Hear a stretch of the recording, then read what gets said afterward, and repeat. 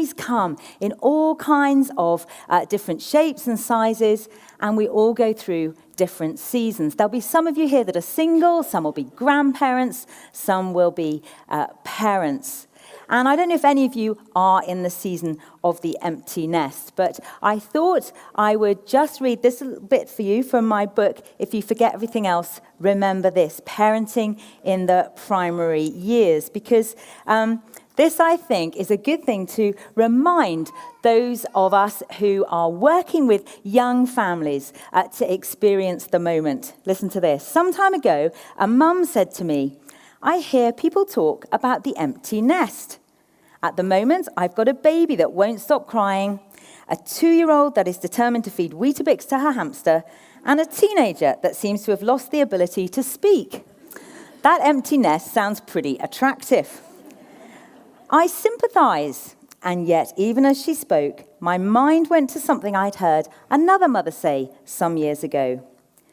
Remember that bedroom strewn with crisp packets, scrunched up homework, muddy sports kit, damp towels, odd socks and shoes, and enough dirty underwear to start an epidemic. Of course you do. You have yelled for it to be tidied, bribed for it to be tidied, and prayed for it to be tidied. Well, one day it will be too tidy. You'll be free. No more birthday cakes to make in the shape of cartoon characters, nativity costumes to conjure up using old curtains and a tea towel, and no more solemn goldfish burials in the garden. You will have time to yourself. No buggies to maneuver into overcrowded shops, no haircuts with a wriggling toddler on your knee, no 4-year-olds wandering half asleep into your bedroom, no leaving a drink for Father Christmas, no knotted hair after swimming, no trying to skip pages reading a bedtime story and getting found out. Honey sandwiches, hide and seek, stories under the sheets, tonsils, school runs, shoelaces, lunch boxes, croup, milk teeth, cut knees, first periods and maths periods, all gone. Bringing up young children will be all done and dusted. One day you'll say, "It's time you kids grew up," and they will.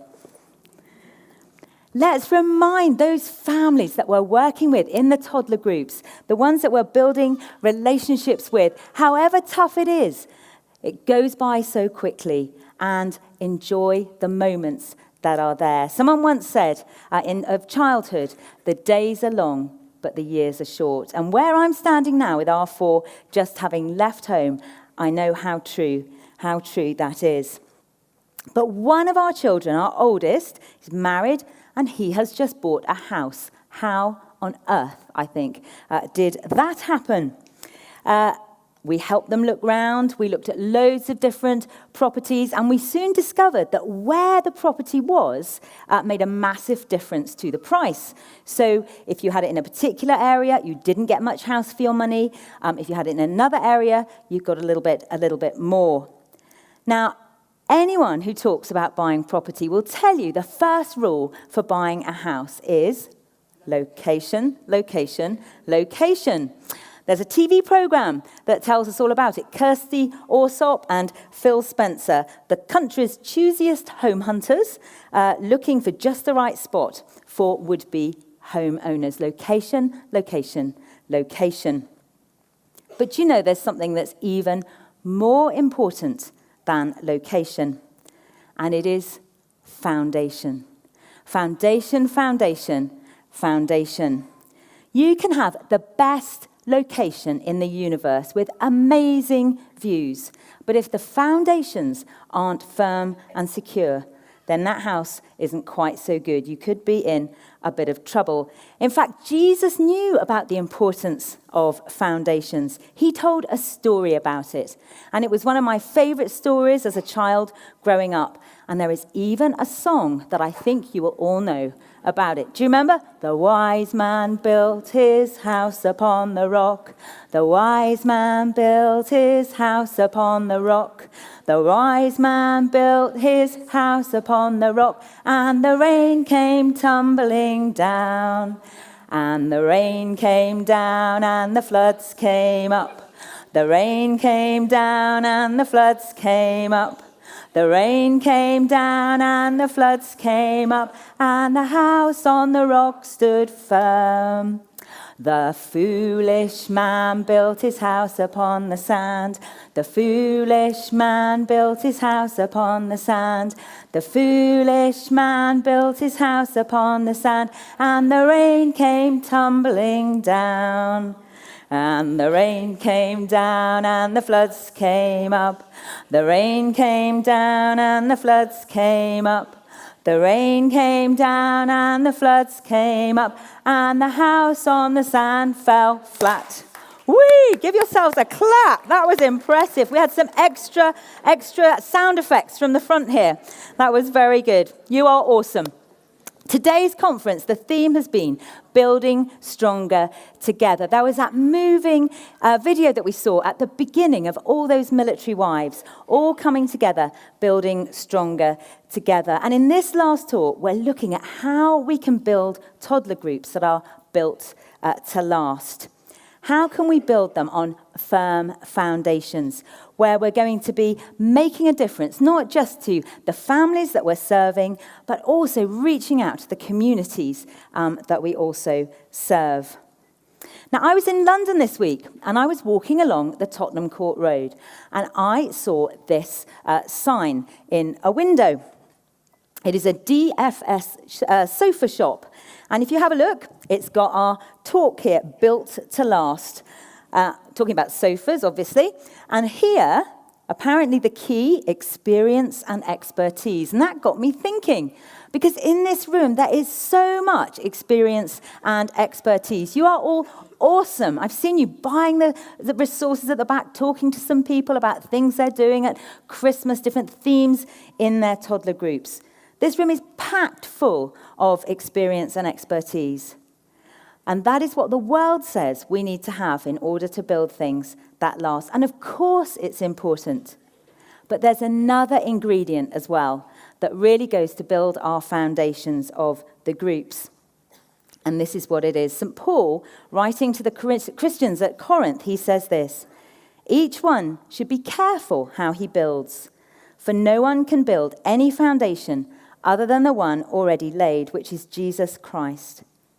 If anyone builds on this foundation using gold, silver, or costly stones, wood, hay, or straw, his work will be revealed for what it is. If what he has built survives, he will receive his reward. It matters how we build. It matters what we build on. It matters what we build with. Now, I don't know if there are any engineers in the room, but let me tell you something about roads and how roads are built. So one of the most important things about building a road is the foundation that is laid. The road is designed, the bulldozer comes in, and it makes the ground flat, and then the foundations are laid. And they're laid a little bit at a time. You get 12 inches of gravel, and then it's all compressed down, and then another 12 inches, and that's compressed down, and another 12 inches, and that's compressed down, again and again and again, until the road is at the right height. And that's when it's time then for the tarmac to go on the top. Now, if those foundations aren't right, the road won't stay secure. It will go wobbly, it'll go bendy, there'll be bumps in it. In fact, the main Care for the Family office is in Cardiff. I live in Bristol, and I drive to and fro across the Severn Bridge. And there's a little bit of motorway there that hasn't got good foundations. As you come up to the toll booth on the Severn Bridge, it goes up and down, and then they fill it with tarmac, and it does it again. And it's because the foundations aren't quite right. Now, I'm going to tell you an interesting fact now about two motorways. And I guess that even if you are the best person at your local pub quiz, I think I'm going to tell you two facts that you don't know. And if you do know them already, come and see me after, because you deserve a prize. And this is about two different motorways and a secret to how they were built, the M25 and the M6 toll.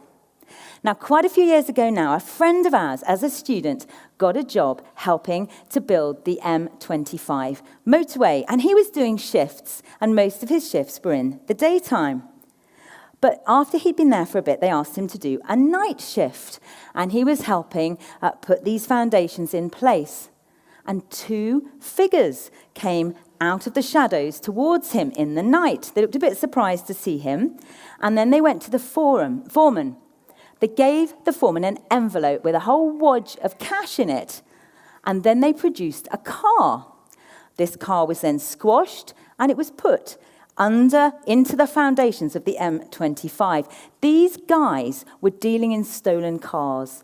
These cars had all been, they'd been on the wrong side of the law, and these cars, they needed to get rid of them, and they were squashed and placed under the M25. And apparently, it was quite a regular occurrence. Next time you drive on the M25, you'll know you're driving on top of some stolen cars. Now, what about the M6 toll? That's even more amazing. When the M6 toll motorway was made, 2.5 million Mills and Boon romantic novels were pulped to add to the absorbency of the foundations and of the tarmac. So when you next drive on the M6 toll, you may do it tonight to go home. You're driving on a road of love. Now, one of the most famous passages in the Bible, St. Paul, he's talking to the church at Corinth, a church that's had all kinds of problems. And he talks about what does it look like to have love as the foundation of our lives. And I'm just going to read it to us. If I speak in the tongues of men and angels but haven't love, I am only a resounding gong or a clanging cymbal. If I have the gift of prophecy and can fathom all mysteries and all knowledge, if I have faith that can move mountains but haven't love, I'm nothing. If I give all I possess to the poor and surrender my body to the flames but haven't love, I am nothing. Love is patient. Love is kind. It doesn't envy. It doesn't boast. It isn't proud. It isn't rude. It isn't self-seeking. It isn't easily angered. Love keeps no record of wrongs. Love doesn't delight in evil but rejoices in the truth. It always protects, always trusts, always hopes, always perseveres. Love never fails. And then he says, these 3 remain, faith, hope, and love. But the greatest of these is love. A famous passage, often read at weddings, but describing the nature of love. Love is at the heart of the universe. It's not a single being at the heart of the universe, but we have the Father, the Son, and the Holy Spirit in relationship with each other. The world was born out of love. God wanted to find a creature, creating something, someone that could receive his love. We exist. Our very existence is because of the love of God. What would it be like for our toddler groups?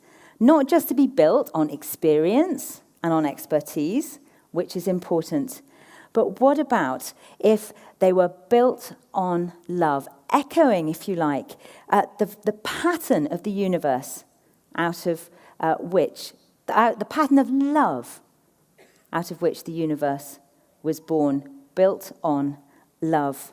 Now, we sometimes think of love as being a feeling. But if you think of probably the most famous verse in the Bible, God so loved the world that he gave, we see that love there is an action. It's a verb. It's something that we do. At its simplest, love is meeting the needs of others. It's putting other people's needs before our own. Mother Teresa, she worked among the poorest of the poor, and she said this, "Not all of us can do great things, but we can do small things with great love." We can do small things with great love. So just like that road is built layer upon layer upon layer, and they just then grow, in the same way, those little layers of love will build foundations for our toddler groups so that they really are built to last. It's love in the little moments. The Bible says love is patient. What does that look like? Maybe it's waiting for that toddler to finally decide to agree to put his coat on when we all want to go home. Maybe it's keeping going with that story when the mums are chatting or they're on their phones. Maybe it's hoovering up the floor, clearing up the toys again, and it's not really our job, but the person who was meant to do it hasn't turned up. Maybe it's spending that whole evening when we've got so much else to do, but preparing that craft activity. Love is patient. And love is kind. Little acts of kindness, going that extra mile. Maybe it's providing that rota so there are meals prepared for the member of the group who's just had the baby. Maybe it's arranging a lift for somebody who's new to the group, welcoming a family into the neighbourhood, giving that welcome at the door, giving that care and attention to the person that's just had that unwelcome diagnosis, remembering a name. Just looking someone in the eye for that extra few seconds when they arrive. Little acts of kindness. On their own, they can seem really insignificant, but put them together and they build that foundation. In May this year, we went to visit my daughter-in-law's parents, who have just moved from Birmingham to the Isle of Lewis. Now, I don't know if you know where the Isle of Lewis was. I thought it was somewhere off the coast of Scotland, and it is. But it is literally nearly in Iceland. It is so far. And we flew to Inverness, then we drove across Scotland, then we drove to the Isle of Skye, we drove across the Isle of Skye, and then we got a ferry across to the Isle of Harris. We then got in the car again, we drove across the Isle of Harris, and eventually we got to the Isle of Lewis. It is such a remote place. It's in the Outer Hebrides. It's probably one of the most remote, I think, of all the British Isles. And we made this journey, but when we got there, it was incredible. It was freezing cold, but so beautiful. And in fact, apparently, travel companies very often take photographs of the Isle of Lewis and put them on the front of their Caribbean brochures because the sea is clear and blue, the sand is white, there are seals in the water. It's a really beautiful place. Well, when we left for our holiday, I had just grabbed a copy of this book by Pete Greig called Dirty Glory. And it was just, what shall I read on holiday? Just grabbed it, put it in the car. And then when we got on the ferry, I started reading it. And I opened it, and I was on chapter 2. And this is what I read. I flew to Scotland, he says, drove up through the majestic mountains of Glencoe, crossed the bridge to the Isle of Skye. I thought this sounds familiar. Boarded a Caledonian McBrain ferry to sail 40 miles northwest to the Outer Hebrides. He was describing exactly our journey. So in real time, I was reading about it in this book as we were doing it. And the reason he was going because he wanted to find out a bit more about something incredible that happened on the Isle of Lewis between 1949 and 1953, the Hebridean revival. During those 4 years, the majority of the population of that little island of Lewis came to faith. Society was transformed. You can read about it. It is absolutely amazing. There were miraculous signs and wonders. There would be people working in the fields, and they just felt convicted to go to church. Mums at home would wake up in the middle of the night and have an experience of the love of God. It was an incredible, incredible time. And in fact, historians have argued that there hasn't been, since then, a similar revival in any other part of the Western world. And it all began in a little tiny village in the Isle of Lewis, a little village called Barvas. And there were these two elderly sisters called the Smith sisters, Christine and Peggy Smith. One was 82, and she was crippled with arthritis. The other was 84, and she was blind. And they were in their little cottage around their peat fire, and they were praying.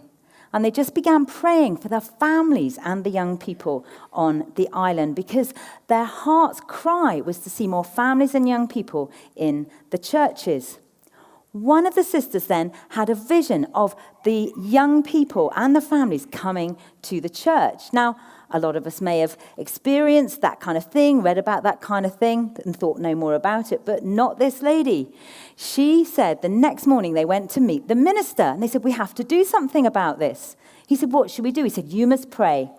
And so they agreed. And the next week or so, she said, we will pray for 2 nights a week at one end of the village, and you must pray and gather the elders together at the other end of the village. And that's what they did. And they began to pray.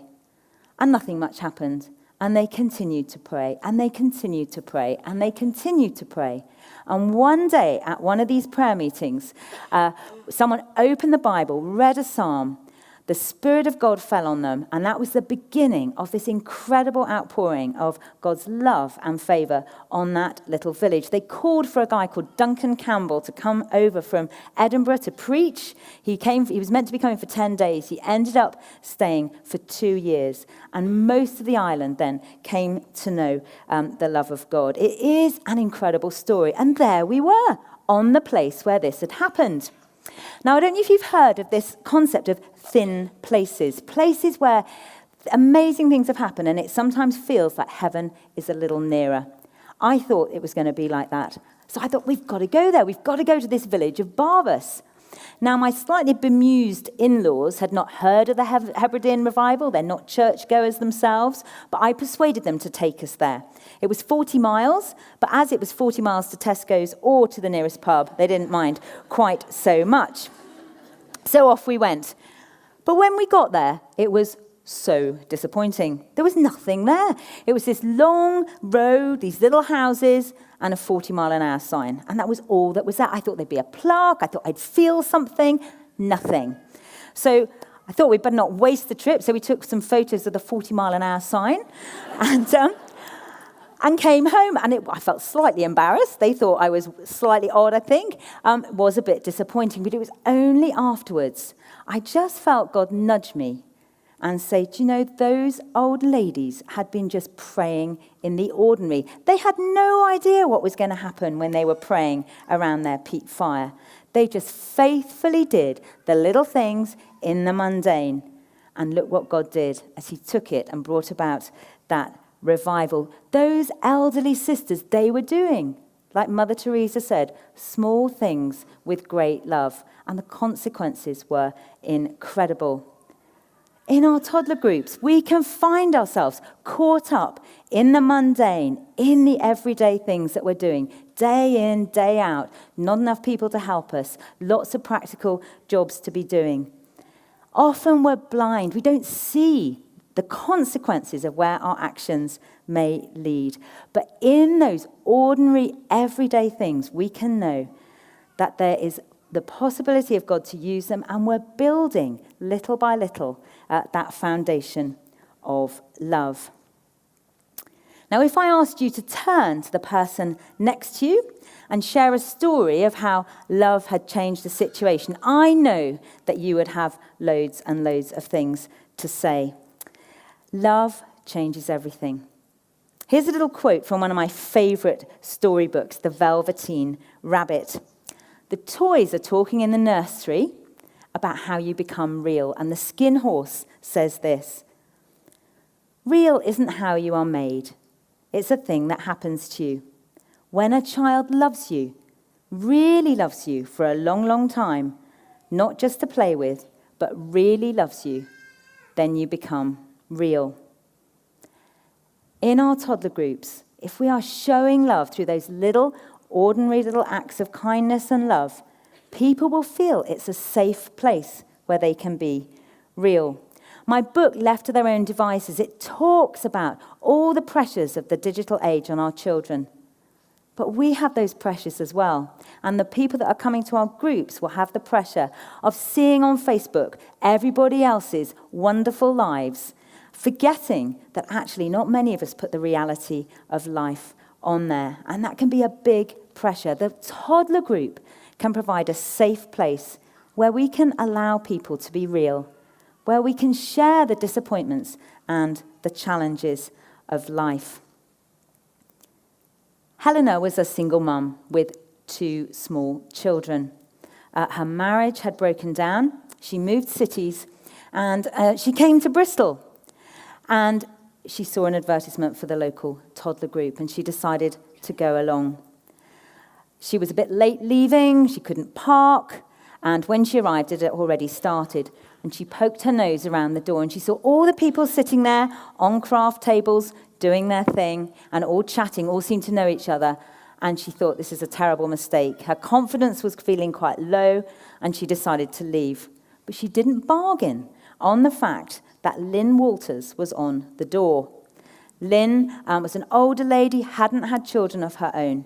But she made it her business to make sure that every single person in that group was welcomed. And she saw her as she was heading out the door. And she went and grabbed her. And she pulled her back in. And she asked her who she was, asked her name, gave her the dignity of looking her in the eye. And then she went over to the table. And she grabbed a chair, pulled it up, and she was included. And looking back, Helena said this: the group has been a lifeline, an oasis in the week. I felt loved, welcomed, and accepted. I've made a new start with new friends, and all because one person spotted me trying to leave and welcomed me in. A small act done with great love. Quite a while ago now, my husband and I were invited to a Burns celebration in Bristol. And it wasn't something we'd been to before. It was invitation only, quite a smart affair. Men were wearing dinner jackets, we had to dress up, and we went in, and first of all there was someone playing bagpipes, and we were given a glass of champagne. We had that, and then we were ushered into the dinner, and the haggis was brought in. And as the haggis was brought in, another lady was introduced who was a singer trained by the Welsh National Opera, and she began to sing Robbie Burns songs, My Love is Like a Red, Red Rose. And she began singing. It was all very lovely. And then we could hear another voice joining in with the singing. This voice clearly had not been trained by the Welsh National Opera. There was an awkward moment as into the room came the owner of the voice, dressed in an unkempt sort of coat. He had a bottle of whiskey in his pocket, scraggy beard. And he was a homeless guy who had come in. It was one of those awkward moments. Nobody really knew what to do. Two young guys got up and they were about to grab him by the arm and take him out. And at that moment, something incredible happened. Far end of the room, this guy in a dinner jacket stood up, raised his hand. He said, "It's okay. There's room at this table for you." And in he came and joined the dinner. And you can see a picture of him now. And one more. I just think that is an amazing, amazing story. Small act of kindness done with great love. And friends, we can do that to those in our toddler groups. Those that come to our toddler groups week in and week out with their own stories, with their own challenges, with their own difficulties. We can show them those acts of love. And as we do that, our groups will be built on that foundation of love. We can be intentional. We can choose to do this. If each person in our team chose to do that, what a difference it would make. But this isn't about striving. This is about us giving out of the overflow of the love that we know that the Father has for each one of us. For each one of us, he says, there's room at my table for you. He loves what we do. He loves the work we're doing in the toddler groups, but he loves us just for who we are. And as we do that, we will find that we are then sharing the love of God with those in our groups. And Jesus says to them, "Behold, I stand at the door and knock. Anyone who hears my voice can come in and eat with me." There's room at the table for them. And there's an even greater consequence, because as we do that, we will find that our toddler groups provide that place of love for the people that come, but they become beacons of light for those in our groups, in our communities, and beyond. Our groups really will be built to last, because love never fails. Thank you.